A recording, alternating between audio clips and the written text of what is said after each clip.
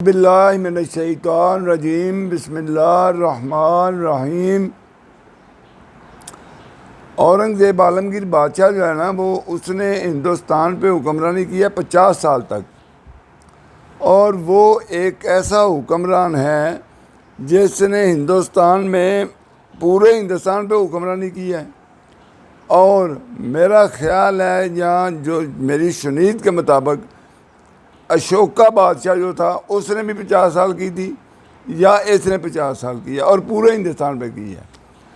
تو یہ بڑا اس نے بہت سی فتوحات کی، پورا ہندوستان جو فتح کر لیا، اور اس کا بادشاہ بھی تھا، تو اس سے بڑی اور کیا بات ہونی تھی۔ اچھا، وہ ایک دن اپنا دربار لگائے بیٹھا ہوا تھا، بادشاہ سلامت، وہ دربار بیٹھے ہوئے تو وہاں پہ ان کے مصاحبین وزراء کابرین جو بھی تھے سب وہاں بیٹھے تھے کہ ایک بروپیہ آ گیا۔ اس بروپیہ نے آ کے ایسا اپنا روپ جو تھا وہ بدلا، بروپیہ بنیا ہوا تھا، اس نے بات کی تو بادشاہ جو تھا اس کو فوراً پتہ چل گیا۔ اس نے کہا تم تو بروپیہ ہو، تم جب مجھے یہ جھٹلا سکو کہ میں بروپیہ نہیں ہوں تو میں آپ کو انعام دوں گا۔ انہوں نے کہا ٹھیک ہے۔ انہی دنوں بادشاہوں کو ایک مہم پہ جانا پڑ گیا، دور دراز مہم تھی، بادشاہ سلامت مہم پہ گئے۔ اس وقت بادشاہ کی عمر جو تھی وہ 90 سال تھی، لیکن وہ اتنی اہم مہم تھی کہ بادشاہ کو خود اس کی سپہ سالاری کرنی پڑی۔ وہ سپہ سالار بن کے اس کا فوج کا تو وہ گیا، اور پہاڑی علاقہ تھا دور دراز کا، تو وہاں پہ جا کے وہ جنگ ہوتی رہی، بہت عرصہ گزر گیا، 6 مہینے 8 مہینے، وہ کوئی پتہ اس کا کوئی فیصلہ نہ ہو سکے۔ تو کسی نے آ کے بتایا اس کو، بادشاہ کو، جو اس وقت وہ بادشاہ بھی تھے اور سپہ سالار بھی تھے، بتایا کہ فلاں جگہ پہ ایک ولی اللہ ہے، وہ بیٹھے ہوئے ہیں، ان سے کہو کہ وہ دعا کریں اور آپ کو یہ فتح نصیب ہو جائے گی۔ وہ بڑا کرنی والا ہے، وہ جو کہتا ہے اللہ کی ذات اس کی بات کو پورا کر دیتے ہیں۔ تو بادشاہ وہاں سے چلا، اور وہ چل کے وہاں اس کے وہ جو ولی اللہ بیٹھا ہوا تھا بزرگ ایک جھونپڑی میں، تو وہاں آ کے اس نے کہا جی آپ بابا جی آپ دعا کریں ہمارے لیے کہ ہمارا جو ہے یہ علاقہ جو ہے فتح ہو جائے، اور یہ جو لوگ ہیں یہ ہماری حکمرانی میں شامل ہو جائیں۔ تو انہوں نے کہا چلو ٹھیک ہے، انشاءاللہ ہو جائے گا، جائیں آپ، ہو جائے گی۔ وہ چلے گئے، واقعی ان کو وہاں پہ وہ فتح ہو گئی، اور فتح ہو گئی تو وہاں سے جب وہ واپس چلنے لگے تو انہوں نے کہا کہ چلو پہلے جا کے نا ان کو ملنا ہے، بابا جی کو جو ولی اللہ ہیں ان کو ملنے کے بعد ان کی جو اپنا خدمت کر سکتے ہیں وہ خدمت کریں، اور کرنے کے بعد جو ہے نا واپس چلتے ہیں۔ وہ چلے گئے ان کے پاس، بابا جی کے پاس۔ بابا جی سے کہا جی بابا جی بات یہ ہے کہ یہ آپ کی وجہ سے، آپ کی دعا کی وجہ سے اللہ تعالیٰ نے ہمیں فتح دی ہے، اور ایسا کریں یہ حکمرانی جو ہے نا اس کا آدھا حصہ جو ہے نا وہ میں آپ کو دیتا ہوں۔ انہوں نے کہا نہیں، مجھے کسی چیز کی ضرورت نہیں ہے، مجھے کچھ نہیں چاہیے، آپ جائیں۔ انہوں نے کہا بولنے جو زبان سے آپ نکالیں گے، جو ان 32 دانتوں میں سے نکالیں گے، میں آپ کی وہ خدمت کرنے کے لیے جا رہا ہوں۔ اس نے کہا میں نے کچھ لینا ہی نہیں ہے۔ ٹھیک ہے، وہ آپ کا ہو گیا کام، ٹھیک ہے جائیں۔ وہ اپنی فوجیں لے کے واپس آئے تو کچھ دن بعد وہ بروپیہ جو تھا وہ دوبارہ وہاں پہ آ گیا، دربار میں دوبارہ آیا تو بادشاہ نے پھر پہچان لیا۔ اس نے کہا کہ بادشاہ نے کہا کہ تو بروپیہ ہے، تو پھر پہچانا گیا ہے۔ اس نے کہا اچھا اب تو میں پہچانا گیا ہوں، لیکن جب وہاں میں ولی اللہ تھا، اللہ کا بزرگ تھا، دعا کی تھی اور آپ کو فتح ہوئی تھی، اس وقت آپ نے مجھے پہچانا تھا۔ اس نے کہا نہیں، میں نے نہیں پہچانا۔ اس نے کہا میں نے اس وقت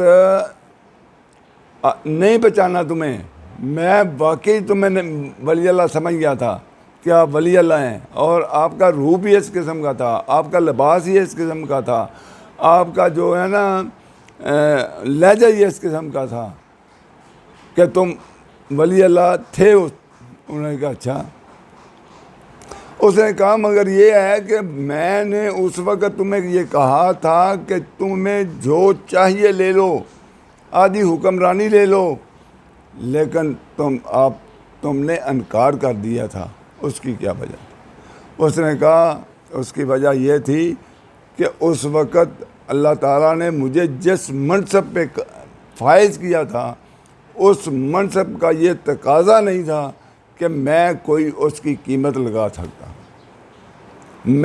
وہ ایک انمول چیز تھی، اس کی قیمت لگ سکتی نہیں تھی، آپ کی سلطنت کی نہیں لگ سکتی تھی، کوئی کسی چیز کی نہیں لگ سکتی۔ اتنا بڑا منصب تھا وہ کہ جس کی دعا کرنے سے آپ کو فتح نصیب ہوئی تو اس کی قیمت کو ہو سکتی ہے، اس کا کوئی مول ہو سکتا ہے۔ میں تو ایک روپیہ ہوں، میں آپ روپیہ کے روپ میں آیا ہوں، کچھ دینا ہے دے دو، نہیں دینا دینا دو۔ تو جب انسان کسی روپ میں ہوتا ہے تو پھر اس کی قیمت نہیں کوئی دے سکتا اور نہ وہ ادا کر سکتا ہے۔ اب چند دن پہلے کی بات ہے کہ میں موبائل پہ دیکھ رہا تھا، ویڈیو دیکھ رہا تھا کہ وکلاء کالے رنگ کے کوٹ پہنے ہوئے تھے، سفید رنگ کی شرٹیں پہنی ہوئی تھی، کالی ٹائی لگائی ہوئی تھی، کالی پتلونیں تھی، کالے شوز تھے، پورا لباس جو تھا نا وہ پہنا ہوا تھا وکیلوں والا، لیکن اتنا گنوار پن ان میں پایا جاتا تھا، اتنی بری وہ گالیاں دے رہے تھے، اتنی غلیظ گندی گالیاں نکال رہے تھے کہ کوئی بندہ تصور ہی نہیں کر سکتا کہ یہ وکیل ہے۔ انہوں نے لباس تو پہن لیا وکلا والا، لیکن ان کا کردار جو تھا وہ وکلا والا نہیں تھا۔ ان کو بالکل شرم نہیں آ رہی تھی، حیا نہیں آ رہی تھی، غیرت نہیں آ رہی تھی کہ جو ہم کہہ رہے ہیں، جو ہم بول رہے ہیں، جو ہماری زبان سے یہ چیزیں نکل رہی ہیں، ہمارے گھر میں ہماری بہنیں نہیں بیٹھی ہوئی، ہماری بچیاں نہیں بیٹھی ہوئی، ہماری ماں نہیں بیٹھی ہوئی، وہ سنے گی تو وہ کیا کہے گی؟ میں نے پڑھا لکھا کے اس کا یہ بیڑا گرک کیا ہے کہ یہ اس قسم کی گالیاں نکالتے ہیں، اتنی گندی، اتنی غلیظ گالیاں کہ انہوں نے انتہا کر دی۔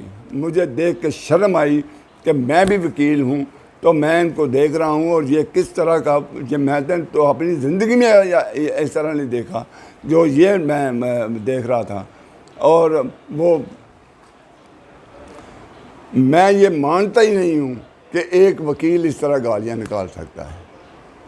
میں یہ نہیں مانتا کہ کوئی وکیل اس طرح کی گالیاں نکال سکتا ہے، اور وہ وکیل تھے بھی نہیں، انہوں نے جعلی یونیفارم پہنے ہوئے تھے، وہ گنوار تھے، وہ ان پڑھ جہل آدمی تھے، وہ ڈانگری تھے، وہ چرواہے بھی اس طرح گالیاں نہیں نکالتے جس طرح کی وہ نکال رہے تھے۔ وہ وکیل نہیں ہے، وکیل کا یہ کام نہیں ہے۔ وکیل تو بڑے نفیس آدمی ہوتے ہیں، گفتگو بڑی خوبصورت کرتے ہیں، وہ ایسی گفتگو کرتے ہیں کہ جیسے ان کے منہ سے سچے موتی جو ہیں وہ جڑ رہے ہیں، لیکن یہ جو ہیں انہوں نے ایسی زبان بولی ہے کہ وہ وکیلوں کا دور دور تک کوئی تصور بھی نہیں ہے۔ اور میں اپنی بار کے عہدیداران، اپنی بار کے صدر، اپنی بار کے سیکرٹری، صدر عامر منیر باگڑی، سیکرٹری علی آفتاب رانا علی آفتاب، اور ممبران پنجاب بار کونسل عرفان سعید صاحب، ظہیر چیمہ صاحب اور رانا ابرار احمد خان صاحب، یہ سب سے سینئر ہیں، ان کا پہلے نام لینا چاہیے تھا۔ بہرحال ان سے انتہائی مؤدبانہ گزارش کروں گا کہ ان کے بارے میں پتہ کریں کہ انہوں نے لائسنس کہاں سے حاصل کیے ہیں، یہ انہوں نے لاء کی ڈگری بھی حاصل کی ہوئی ہے کہ نہیں کی ہوئی، یہ وکیل ہیں بھی کہ نہیں ہیں۔ اگر یہ ہیں تو ان کو بار سے ڈس ممبر کرنا چاہیے، ان کو بار سے ڈس ممبر کرنا چاہیے، ان کو اس بار کا ممبر نہیں ہونا چاہیے، انہیں وکیل نہیں ہونا چاہیے جو اس طرح کی لینگویج استعمال کرتے ہیں۔ میری انتہائی گزارش ہے ان سے کہ ان کے بارے میں پتہ کریں، ان کی تحقیق کریں، ان کی تصدیق کریں، ان کے کاغذات کی تصدیق کریں، ان کے وہ جو اپنا لینگویج وہ ہے کون وکیل، ان کے لائسنس منسوخ، اگر وہ ان کے پاس لائسنس ہیں تو لائسنس منسوخ کروائیں۔ اول تو وہ جعلی ہوں گے، اصل نہیں ہوں گے۔ پڑھا لکھا آدمی کبھی ایسی بات نہیں کرے گا، ایسی حرکت نہیں کرے گا، ایسی گالی نہیں نکالے گا۔ تو میری یہ گزارش ہے کہ ان بندوں کا پتہ کر کے ان کو بار سے ڈس ممبر کیا جائے اور ان کے لائسنس منسوخ کیے جائیں اگر ہیں تو، اگر نہیں ہیں تو ان کے خلاف مقدمے درج کرا کے ان کو نہ کرایا جائے۔ آپ کی بڑی مہربانی، بہت شکریہ۔ سننے والوں، غور کرنے والوں، غور کرو اور سوچو کہ اس کو سبسکرائب بھی کرنا ہے، اس کو شیئر بھی کرنا ہے، اس کو لائک بھی کرنا ہے۔ السلام علیکم، اللہ حافظ۔